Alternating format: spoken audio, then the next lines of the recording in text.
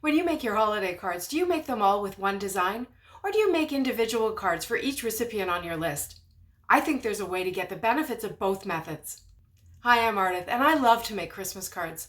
I make multiples for my church and individuals as well throughout the year.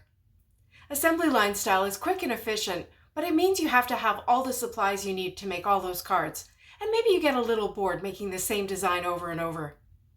Individual takes longer, but it allows you to explore new styles, products, or techniques. Both methods have pros and cons, and I thought of a way to combine them. For this video, I chose one inspiration photo from my Pinterest board that I created specifically for Christmas card inspiration, and I made 4 cards. To get different designs from that one photo, I used my LIMES acronym, which I created earlier this year. LIMES stands for List, Include, Modify, Exclude, and Spin, and I've linked that video at the end if you're interested. Here's the inspiration photo I picked from my boards. Let's quickly just list the elements. First, the colors: lime green, turquoise, white, and touches of silver. It was the colors that really drew me to this photo. They're fresh and modern, but still wintry. And spoiler alert, these colors are in all my cards because that's the easiest way to create a strong visual link to the inspiration. Next, there's a grid or a window. There are 2 types of Christmas trees, layered up triangles and one white fir tree. There are dots and snow in the blue windows, and there are snowflakes inside the 2 lanterns. Let's get started on the first card. This is one of the round stencils that works with the new Stencils 360 tool, and it has these geometric grid circles on it. I'm going to be a rebel and use this stencil without spinning it to create just one of these little disco balls. Imagine how cool it would look with silver glimmer paste spread through it. But that's an idea for another day. I'm going to use the Fiesta Blue and Lime Ricky here to try and get the feeling of an earth. Whenever I make blue or blue and green Christmas cards, I find myself gravitating towards a peace on earth theme, and that's where I'm going with this. I added a little melon ice ink to create a nice highlight in the Lime Ricky portion of the earth. And when I remove the stencil, you can already see 3 of the elements from the list: the grid or window, a dot, and of course the colors. Next, for my peace sentiment, I'm going to use this Concord & Ninth Formals foil pack and cut some letters. I love this graphite colored foil. It's not black and it's not silver, just the perfect mix. My letters are cut from the new tall and skinny alphabet die from Hutson, and they have a spindly Ray Dunn kind of feel, I think. There's a set of matching numbers available as well. I love that you can fit a lot of letters across the card because it really opens up the number of words you can make. I'm going to stack them up, so I'm cutting one set of PECE from the foil cardstock and then 2 more from the white cardstock using my Mini Blossom die cutting machine. And you notice that I'm leaving out the A. You'll see why in a second. To stack the letters up, I'm using this Zig 2-way glue pen. With these really narrow lines, it's easy to use this pen to get the glue exactly where I want it, with nothing squishing out the sides. And although these letters are spindly, like I said, the clean lines make them really easy to stack up precisely. When I'm lining up letters on a card, I find the magnetic ruler on my Make Art station really helpful, but here's where I made a little mistake. My A is going to be represented by this triangular Christmas tree from Catherine Pooler's Jolly Trees set, popped up on some foam tape. I placed it so that it's centered on my little earth circle, and now I can't get the ruler on the line I want the letters on because of the foam tape under the tree trunk. I still used it to visually help me line them up, but I didn't get the full benefit of being able to place them exactly next to the ruler. To add some sparkle and more of the snowy dots from the inspiration, I glued some iridescent crystals from Studio Katia to the tree with Nouveau Deluxe adhesive and my jewel picker. So now let's review this card. I included the colors, the grid, a triangle tree, and dots. I modified the grid by making it round. I excluded the lantern and the snowflakes, and my spin was some die-cut letters for my sentiment. I think this card has a clean modern feel that's still really festive. Today's video is another collaboration with my friend Ingrid. Ingrid and I have known each other for a few years now, and we talk about, well, everything. But recently we've been talking mostly about inspiration, where we find it, and how we use it. So after you're finished here, I hope you'll hop over to Ingrid's channel to watch her ideas. Card number 2 uses another round stencil, but this time I am going to spin it in the Stencils 360 tool as it's intended. What's not intended is that I'm only going to spin it twice to give me a 6-petaled flower that will hopefully have the feel of a snowflake. Now I'm blending the Fiesta Blue and Lime Ricky ink through each petal, putting one color on each side. When it's time to turn the stencil, I use the markings on the tool base to find the 60-degree mark, and then I blend more ink through. One more turn and then I have my 6 petals. One of the best things about this tool is that you can decide how much or how little blending you want to do. I've made daisies, poinsettias, and sunflowers with this stencil, all with different numbers of petals. And now a snowflake, or maybe a snowflower.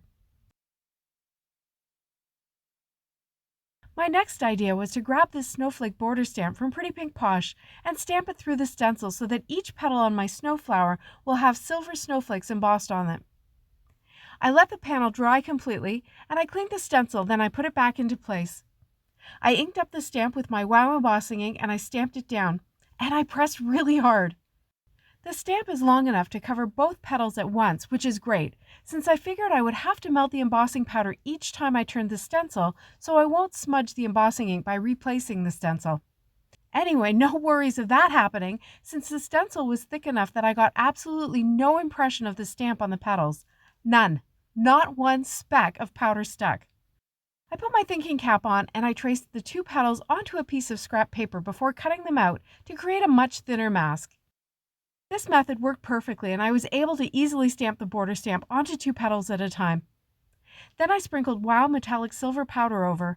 I put the panel into my foil-lined shoebox lid and I heated it up with my heat gun until it was melted and shiny.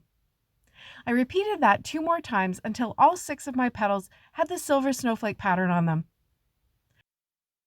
For my sentiment, I used this Simple Joy die set from Birch Press Design. It has narrow letters and an embossed shadow, so placing the individual letters in the correct spot is really easy. I cut everything from white cardstock, and then I used my Fiesta Blue ink pad to color the top letters. Then I used that 2-way glue pen again to glue them to the shadow. I trimmed the petal panel with an Essential Circles die, which creates a narrow frame, and I colored that with Fiesta Blue as well. For this card, I included the colors, snowflakes, 1 big circle, and 3 little gems, which give the look of a shaker card, as well as covering the dots element.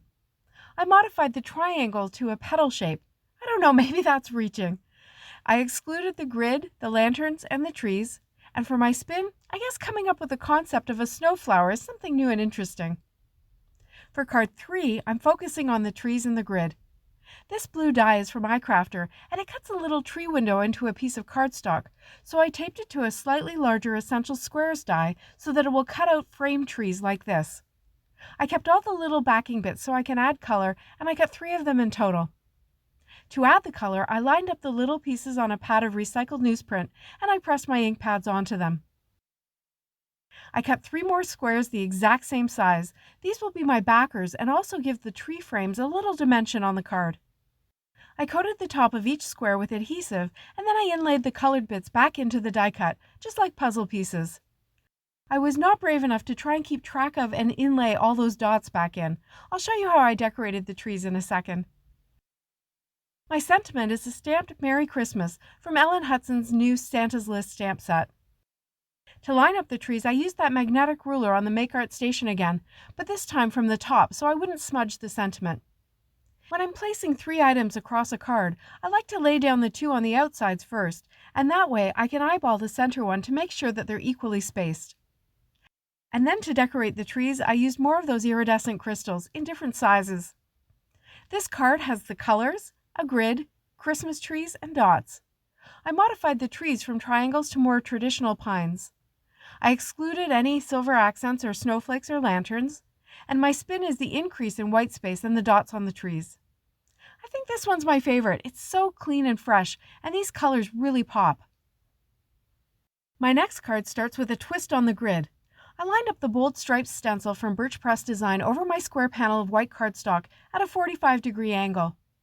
This time I'm using the large Altenew brushes to blend my ink. These brushes are great for getting quick coverage over large areas. I put the Fiesta Blue on one side and the Lime Ricky on the other. Then I turned the stencil so that now it's 45 degrees on the other side, and I blended more ink through to create a kind of plaid. I let the pressure lift toward the center so it'll create a lighter area that will look like a glow around the center of the card. I trimmed the panel down to get rid of the ragged edges of the stenciling, and I cut a bunch of those Catherine Pooler triangle trees. They all have trunks, and I'll just let them hang over the bottom edge for now. I space a few of them out, and I glue them directly to the plaid panel. And then I put foam tape on some more trees, and I pop them up over top of the previous layer of trees, spacing them so that the tips are staggered. Finally, I cut a last tree into 2 pieces, and I added them to each side so that it looks like a continuous pattern. Then I used my scissors to trim off the tree trunks from the bottom edge. I stamped a sentiment from Catherine's Peace, Love, and Holly set with VersaFine Onyx ink, and then I added some stickles along the left edge of each triangle tree for sparkle, along with some of the jewels. So this card has the colors, the grid, triangle trees, and dots. I modified the grid by putting it on a diagonal. I excluded snowflakes and that lantern. That poor lantern didn't make it into any of my cards today. And for spin, I added the sparkly edges to the trees. I think choosing an inspiration photo and then focusing on different ways of putting the elements together allows you to get a balance of the fun of individual design and the efficiency of assembly line. Ingrid chose an inspiration photo with a completely different feel to mine, so click right here to head over to watch it. I've linked my Making Multiples playlist here so you can check out my tips for quick and efficient assembly line card making. And I've linked my Christmas card playlist so you can see some of my individually designed cards as well. Thanks so much for watching. See you next time!